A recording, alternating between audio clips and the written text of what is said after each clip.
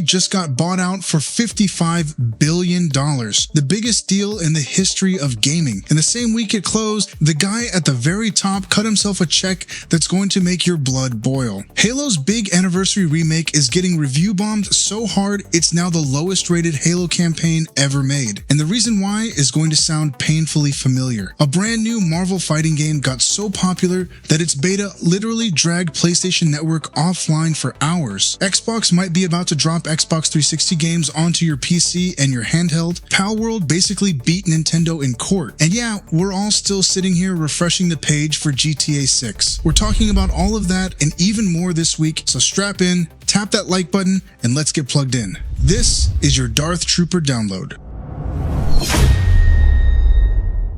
On Monday, August 4th, the single biggest buyout in the history of this industry officially closed. Electronic Arts, the company that owns Battlefield, The Sims, Apex Legends, Madden, and BioWare, got taken private in a $55 billion deal led by Saudi Arabia's Public Investment Fund alongside Silver Lake and Jared Kushner's affinity partners. EA is gone from the stock market. And here's the part that turned a boardroom story into a bonfire. That same week, we found out the CEO is walking away with a fortune, while the people who made EA's biggest hit in years are the ones getting shown the door. So let's get into it. So here's what actually happened. A group led by the Saudi Sovereign Wealth Fund, which now owns something like 93% of the company, bought EA outright and pulled it off the NASDAQ. To pull a deal this size off, the buyers loaded up roughly $20 billion in new debt, and that debt has to get paid. And when you saddle a company with that kind of debt, the very next move is always the same. Reports say EA has already told its new debt investors it plans to cut around $700 million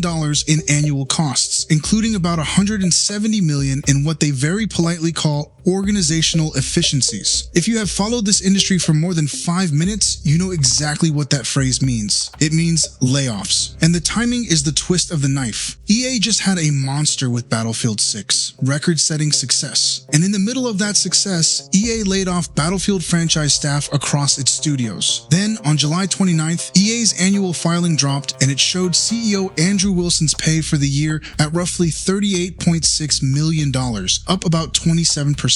Reports peg that at around 305 times what the median EA employee makes. And note, he could be looking at up to $125 million in severance as the buyout finalizes. Now, both sides, because there's a real argument here, not just a pitchfork. On one side, you had the people saying this is just how big finance works. A leveraged buyout always comes with cost cutting. Executive comp at a company this size is set by the board and tied to performance. And Battlefield 6 genuinely did print money. So on paper, the payout is earned. Private ownership, the argument goes, could even free EA from chasing quarterly stock targets and let it think longer term. But you also had the other side, and honestly, it's the louder one. And it's not hard to see why. The blunt version, the one that ended up in the headlines, is this: bonus for the boss, pink slips for the builders. You have a company handing its CEO $38 million and floating a 9-figure golden parachute in the exact same window it's cutting the developers who made the hit that justified that bonus. And layer on the Saudi ownership, the sovereign wealth fund control of one of the biggest Western studios on earth, and you have got a second fight about who gets to own the games we play and what they will do with them. So here's where I land. I'm not naive about how buyouts work. Debt gets loaded, costs get cut. That's the playbook. And screaming at the concept of a leverage buyout is like screaming at the tide. But you don't get to hide behind that's just business when the optics are this ugly. You laid off the people who built Battlefield 6, the thing that made your year, and then you cut the top guy a $38 million check for the year they carried you. That was a choice disguised as a market force. Somebody chose that. And the part I actually want you to hold on to is what happens next, because this is the thing that hits your controller, not just a spreadsheet. $20 billion in debt doesn't service itself. That pressure lands on the games. It lands as more aggressive monetization, more live service, safer sequels, and fewer swings on anything weird or new, because weird and new doesn't reliably pay down debt.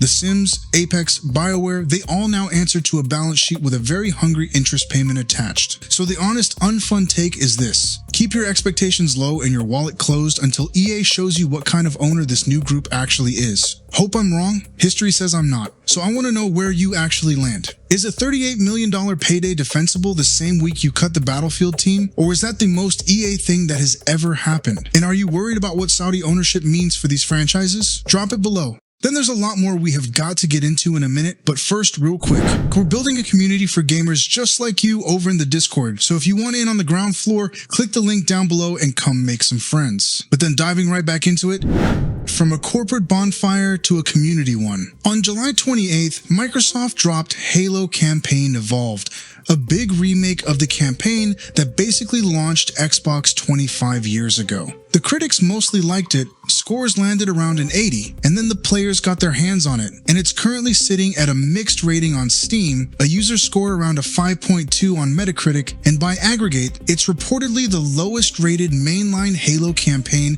in the entire 25-year history of the series. So what happened? Here is the context. This is a remake of a beloved, foundational, single-player campaign. Nostalgia bomb, day one on Game Pass should have been a layup, but the second people booted it up, they hit the wall that's driving this whole revolt. The game reportedly requires an always online connection and a Microsoft account sign-in on what is a single-player campaign. And when those account and server checks fail, and they've been failing for people, you literally cannot play the solo game you paid for. Stack on top of that some complaints about weaker voice acting and cutscene direction compared to the 2001 original, plus performance issues, and the reviews cratered. On one side, mostly the critics, the take is that underneath the launch mess, this is a genuinely gorgeous, faithful remake, and that the core Halo campaign everyone fell in love with is still in there and still plays great once you're actually in it. From that seat, the review bomb is an overreaction to launch week server jitters that will get patched. But on the other side, the players have zoomed out past the campaign itself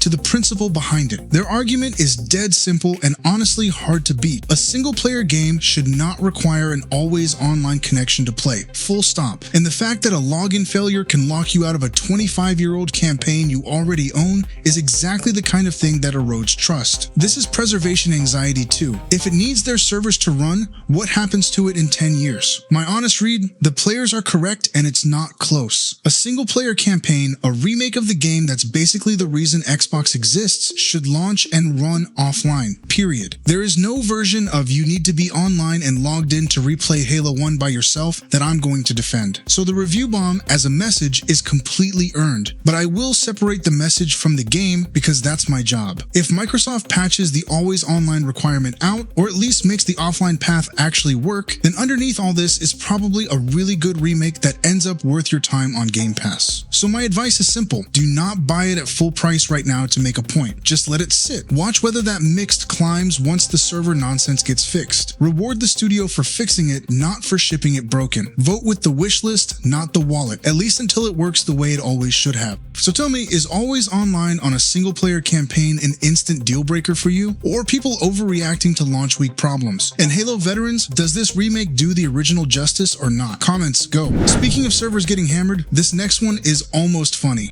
Real quick, if these weekly rundowns save you an hour of doom scrolling every week, hitting subscribe genuinely helps the channel more than you'd think. That's the whole pitch. Let's move on. Okay, this one is a flex disguised as a disaster. There is a new Marvel fighting game called Marvel Tokon Fighting Souls made by Arc System Works, the studio behind the best looking fighting games on the planet. It is a tag style team fighter, Spider-Man, Iron Man, Doctor Doom, the whole toy box, and its open beta was so slammed with players that it dragged PlayStation Network offline for hours, with Down Detector lighting up with thousands of errors. Full launch is landing this week, so let's talk about it.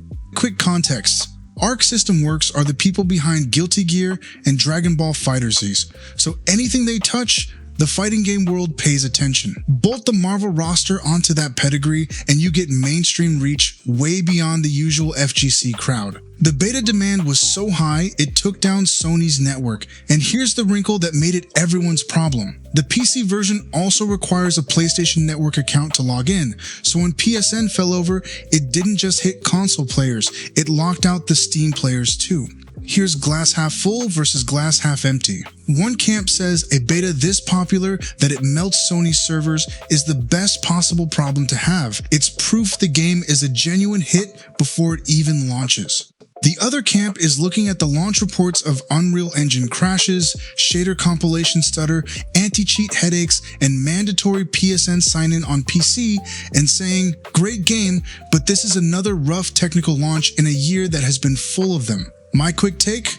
Right, servers melting is a good problem, and honestly, it's a great sign for the health of the game. Arc System Works fighters have long tails, and this one has the biggest audience they've ever aimed at. But I'm so tired of the PSN account on PC thing. If I buy your game on Steam, making me tie it to a PlayStation account just to press start is a self-inflicted wound, and it's exactly what turned a hype moment into a rage moment when the servers went down. So I'm in cautiously. If the launch servers this week hold and they smooth out the crashes, this is one of the most exciting fighters of the year. If they do not, it's a case study that gets dragged for a month. We will know fast. Fighting game fans, is Teokon your next main, and does the PSN account on PC thing actually bother you, or am I making too much of it? Let me know.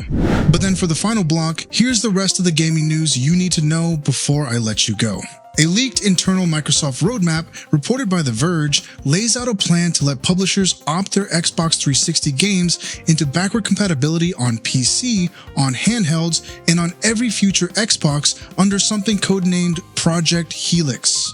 The same document points to a disc-to-digital conversion program launching this month. The catch: publishers control the pricing, so there's a real chance preservation also means paying for those 360 games all over again. Big if it's real and it fits Xbox going fully platform agnostic.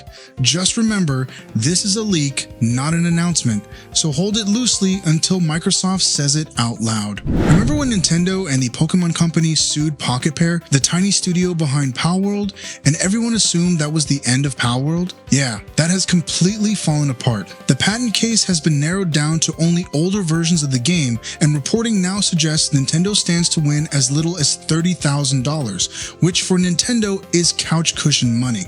Palworld already shipped its 1.0 without any legal restrictions. The evidence phase is October 1st and there's a court opinion set for November 9th. So it's not fully over, but the little studio that everyone wrote off just went the distance with Nintendo and is basically winning. Root for the underdog. This one is genuinely interesting. Beast of Reincarnation launched August 4th, and it's made by Game Freak, the studio behind Pokemon. Except this isn't Pokemon at all. It's a brand new sci-fi fantasy action RPG, a one-person and their dog story set in a post-apocalyptic Japan thousands of years from now. And it's on PC, PlayStation, and Xbox with Day 1 Game Pass. The whole question hanging over it is whether Game Freak can deliver the polish people always say mainline Pokemon is missing now that they're working outside the safety net of the biggest franchise on Earth. Reviews were just landing as of this recording, so if you're on Game Pass, it's a zero-risk download to go form your own opinion. And to send you off, a whole lot of people expected GTA 6 Trailer 3 to drop in late July.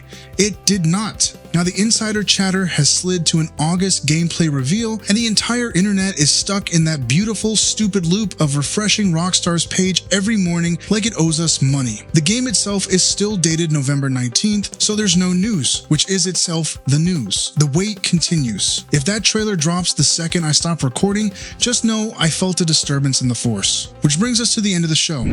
If you like this weekly breakdown, be sure to like and subscribe, and I'll see you guys next Friday for another Darth Trooper download.